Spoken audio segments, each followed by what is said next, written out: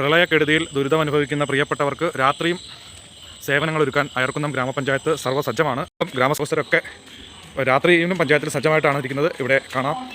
ഈ രാത്രി 8 മണി സമയമായിട്ടും 8:30 മണി സമയമായിട്ടും അയർക്കുന്നം ഗ്രാമപഞ്ചായത്ത് സജ്ജമാണ്.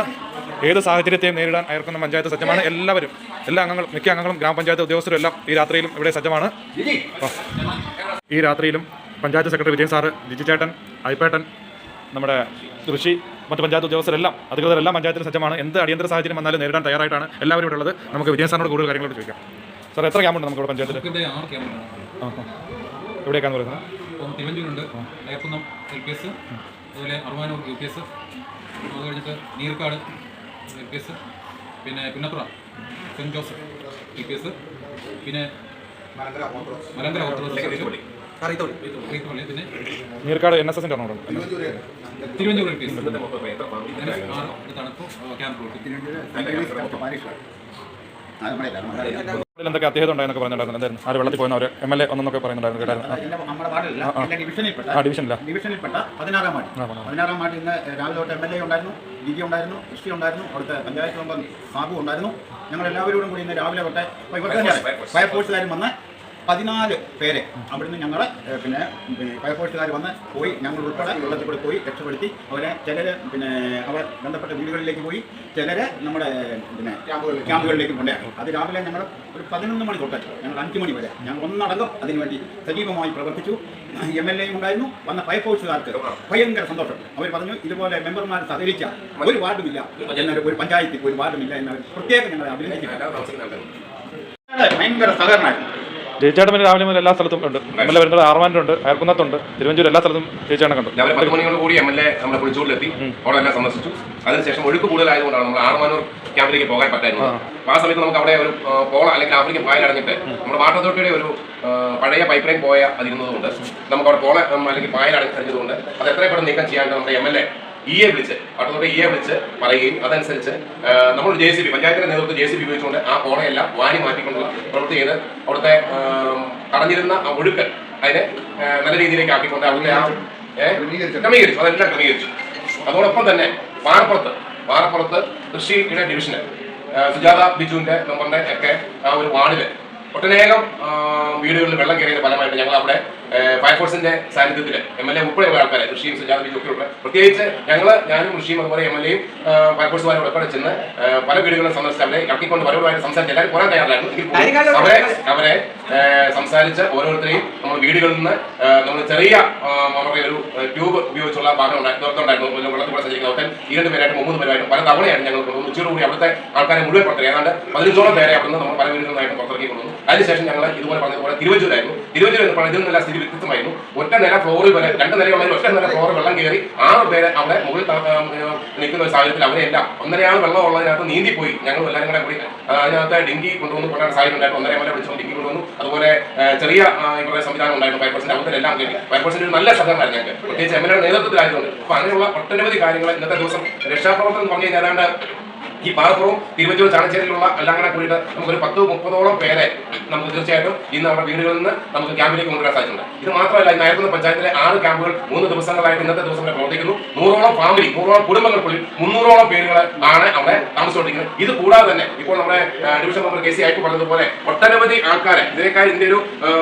10-25% ആൾക്കാരെ മറ്റു വീടുകളിലായിട്ടും അതോടൊപ്പം തന്നെ മറ്റു പല കേന്ദ്രങ്ങളിലായിട്ടും താമസിക്കുന്നുണ്ട്. നമ്മുടെ എല്ലാ കാര്യങ്ങളും നമ്മുടെ പഞ്ചായത്തിന്റെ അടിസ്ഥാനത്തിൽ എല്ലാ കാര്യങ്ങളും ചെയ്തു കൊടുക്കണം. എല്ലാ പദ്ധതിയും നമ്മൾ കാര്യങ്ങൾ ചെയ്തുകൊണ്ടിരിക്കുകയാണ്. ഇപ്പോഴും രാത്രിയിൽ ഇനി എന്ത് ആവശ്യം വന്നാലും ഏത് സമയത്ത് ആവശ്യം വന്നാലും അതിന് വേണ്ടിയിട്ട് പഞ്ചായത്ത് ഇവിടെ ഒന്ന് പ്രവർത്തിച്ചുകൊണ്ടിരിക്കുന്ന സമയമാണ്. ഇപ്പോൾ സമയം എന്ന് പറയുന്നത് നമുക്കറിയാം 8:45. ഞങ്ങൾ ആരും വീട്ടിൽ പോകാതെ ഇവിടെ തന്നെ ഇരുന്നുകൊണ്ട് ഏത് സ്ഥലത്തേക്കാണ് എവിടെയാണ് കുറവുകളെന്ന് നോക്കി നമ്മൾ പോകുന്ന ഒരു അതിന് വേണ്ടിയിട്ടുള്ള ഒരു സംവിധാനമാണ് ചെയ്തിരിക്കുന്നത്. ഓരോരോ ആവശ്യങ്ങൾ പറയുമ്പോൾ ചിലർക്ക് അസുഖങ്ങളായിരിക്കും, അങ്ങനെ ഉണ്ടെങ്കിൽ ഡോക്ടറെ സമീപിച്ച് അവർക്കുള്ള മെഡിസിൻ വാങ്ങിച്ചുകൊണ്ട് പോകുന്ന കാര്യങ്ങൾ, അതുപോലെ പല കാര്യങ്ങളും ഏത് കാര്യങ്ങൾ പറഞ്ഞാൽ പോലും നമുക്ക് അവർക്ക് ഇപ്പോൾ കഴിഞ്ഞ കുറച്ചുകൂടെ പായ എത്തിക്കാനുള്ള സംവിധാനം ചെയ്ത് 10-25-30 പാ മേടിച്ച്.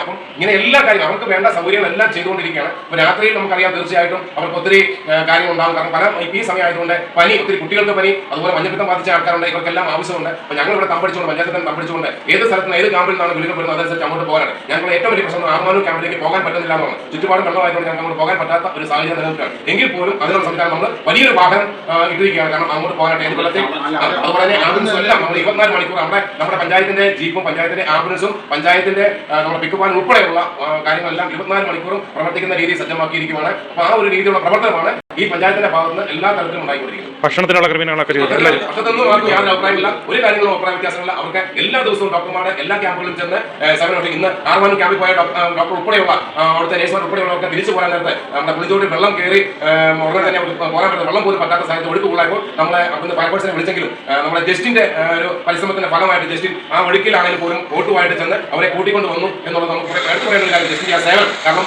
കഴിഞ്ഞ 2 ദിവസങ്ങളായിട്ട് ജസ്റ്റിൻ ചെയ്യുന്ന സേവനം വളരെ വലുതാണ്. ആ ബോട്ടുമായിട്ട് നമുക്കറിയാം അക്കരെ ഇക്കരെ എല്ലാവരെയും കടത്തിക്കൊണ്ട് ഏത് ഒഴുക്കിലാണെന്ന് പറഞ്ഞാലും വളരെ സാഹസികമായിട്ട് അദ്ദേഹം ആ ഒരു ഉത്തരവാദിത്വം വളരെ നല്ല ഭംഗിയായിരുന്നു വരുന്നുള്ളത് തീർച്ചയായിട്ടും സന്തോഷമുള്ള ഒരു കാര്യമാണ്. പഞ്ചായത്തിനെ സംബന്ധിച്ചോളം എല്ലാ രീതിയിലുള്ള ഒട്ടനവധി ആൾക്കാരുടെ എല്ലാ രീതിയിലുള്ള പ്രവർത്തനങ്ങളും സഹകരണവും തീർച്ചയായിട്ടും നമുക്ക് അവർക്ക് ഈ ഒരു ക്യാമ്പ് നല്ല ഭംഗിയായിട്ട് കൊണ്ടുപോകാൻ നമുക്ക് സാധിക്കുന്നു.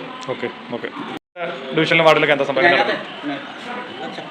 എൻ്റെ വാർഡ് 11-ാം വാർഡാണ്. ഈ നമ്മുടെ അയർക്കുന്ന പഞ്ചായത്തിൽ ഏറ്റവും 2018-ലാണ് ഇതുപോലെ ഒരു വെള്ളപ്പൊക്കം ആ വാർഡിൽ ഉണ്ടാകുന്നത്. അപ്പം രാവിലെ ഒരു 5 മണിയോട് കൂടെ എനിക്ക് കോൾ വരികയാണ് അവിടെ വെള്ളം കയറി. കാരണം അങ്ങനെ ഒരു സംഭവം അവിടെ ഉണ്ടാകുന്നതാണ്. കാരണം 2018-ലാണ് മുമ്പ് പോയിരിക്കുന്നത്. അപ്പോൾ അവരെന്നെ രാവിലെ വിളിച്ചു. അന്നേരം ഞാൻ അങ്ങനെ പഞ്ചായത്തിൽ അറിയിച്ചു, അതുപോലെ MLA അറിയിച്ചു. അങ്ങനെ MLA തന്നെ നമ്മളോട് ഫയർഫോഴ്സിനെ ഞാൻ അറിയിച്ചേക്കാം, നടപടി കാര്യങ്ങൾ പഞ്ചായത്ത് വന്നായിരുന്നു ബന്ധപ്പെട്ടു. അന്നേരം തന്നെ അവിടെ ഫയർഫോഴ്സ് വന്നു. രാവിലെ ഒരു 8 മണിയോടെ അവിടെ തുടങ്ങി. അവിടുത്തെ ആളുകൾ വിചാരം പറഞ്ഞ പോലെ പറഞ്ഞ പോലെ എല്ലാവരും വന്ന് സഹകരിച്ചു. നമ്മൾ നിരവധി കുടുംബങ്ങളെയാണ് അവിടുന്ന് പെട്ടെന്ന് കുഞ്ഞടക്കമുള്ള രോഗികളായ ആൾക്കാരെ എല്ലാം പെട്ടെന്ന് നമ്മൾ അവിടുന്ന് കരകയറ്റി നമ്മൾ അവരുടെ ബന്ധപ്പെട്ട വീടുകളിൽ അങ്ങനെ പോകാൻ സാധിക്കാത്ത ആളുകളെ ക്യാമ്പുകളിലേക്ക് മാറ്റുകയെല്ലാം നമ്മൾ ചെയ്തു. അപ്പം ഇത്രയും നേരമായിട്ട് ഞങ്ങൾ അയർക്കുന്ന പഞ്ചായത്തിന്റെ വിവിധ പ്രദേശങ്ങളിൽ രക്ഷാപ്രവർത്തനങ്ങളാണ് നടത്തുന്നത്. ഇവിടുത്തെ പഞ്ചായത്തിന്റെ ജീവനക്കാരും അതുപോലെ തന്നെ ജനപ്രതിനിധികളെല്ലാവരും കൂടെ ഒന്നിച്ചൊറ്റക്കെട്ടായിട്ട് ഒരേ മനസ്സോടെയാണ് ഞങ്ങൾ ഇതുവരെ ബഹുമാനപ്പെട്ട MLA ഇന്ന് ചാണാഞ്ചേരി പള്ളിക്കടുത്ത് കുറച്ച് വില്ലകളുണ്ട്.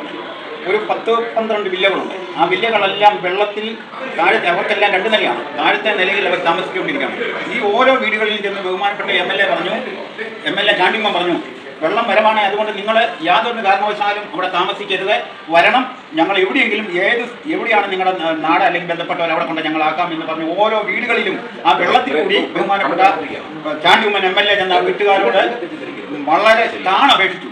എന്നിട്ടും അവിടെ നിന്ന് വിട്ടുപോരാത്ത വീട്ടുകാരുണ്ട്, കുറെ കുടുംബങ്ങളുണ്ട്. പക്ഷേ MLA-യുടെ ഇന്നത്തെ വെള്ളത്തിൽ കൂടിയുള്ള നടപ്പിന് പ്രത്യേകം എല്ലാ നാട്ടുകാരും പ്രത്യേകം അഭിനന്ദനം അർപ്പിച്ചുകൊണ്ടാണ് ഞങ്ങൾ ഇന്ന് അവിടെ നിന്ന് മടങ്ങിയത്.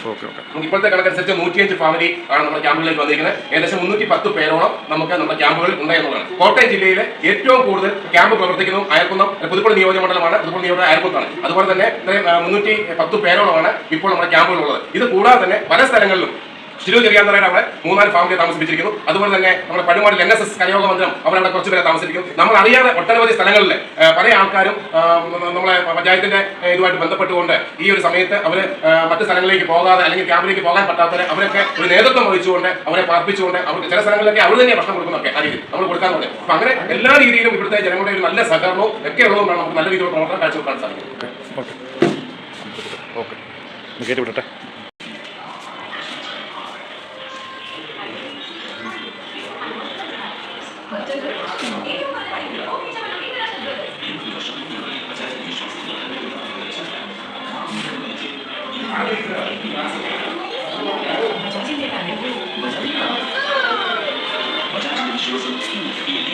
നമ്മുടെ പഞ്ചായത്ത് ബസ്സിന് ഗീത ചേച്ചി എല്ലാ സ്ഥലത്തും കണ്ടായിരുന്നു, വെള്ളത്തിലൊക്കെ കയറി പോകുന്നതൊക്കെ കണ്ടായിരുന്നു. ഗീത ചേച്ചി എങ്ങനെയുണ്ടായിരുന്നു? അവിടെ വരാൻ പറ്റുന്നുണ്ടോ ഗീത ചേച്ചിക്ക്?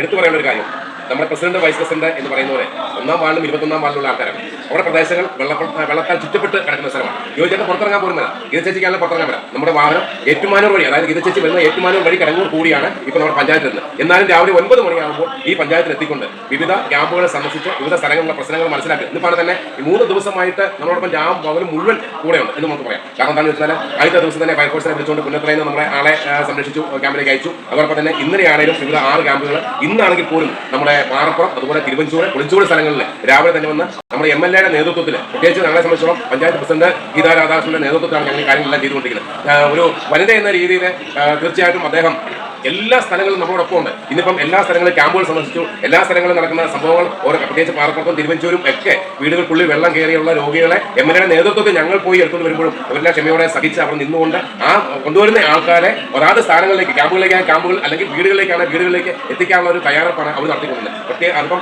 എല്ലാ രീതിയിലും 3 ദിവസമായിട്ട് പ്രസിഡന്റ് നേതൃത്വത്തിലാണ് നമ്മൾ എല്ലാ കാര്യങ്ങളും ചെയ്തുകൊണ്ടിരിക്കുന്നത്. നമുക്ക് എടുത്തു പറയുന്ന ഒരു കാര്യം തന്നെയാണ്. ഇന്നിപ്പോൾ സമയം 9 മണി കഴിഞ്ഞു. ഈ സമയത്തും നമ്മൾ ഇവിടെ ഇരിക്കുന്നതിന്റെ കാരണത്താൽ പ്രസിഡന്റ് പറഞ്ഞിട്ടാണ്. ഇപ്പോൾ 10ഓളം ഉദ്യോഗസ്ഥന്മാർ ഇവിടെയുണ്ട്.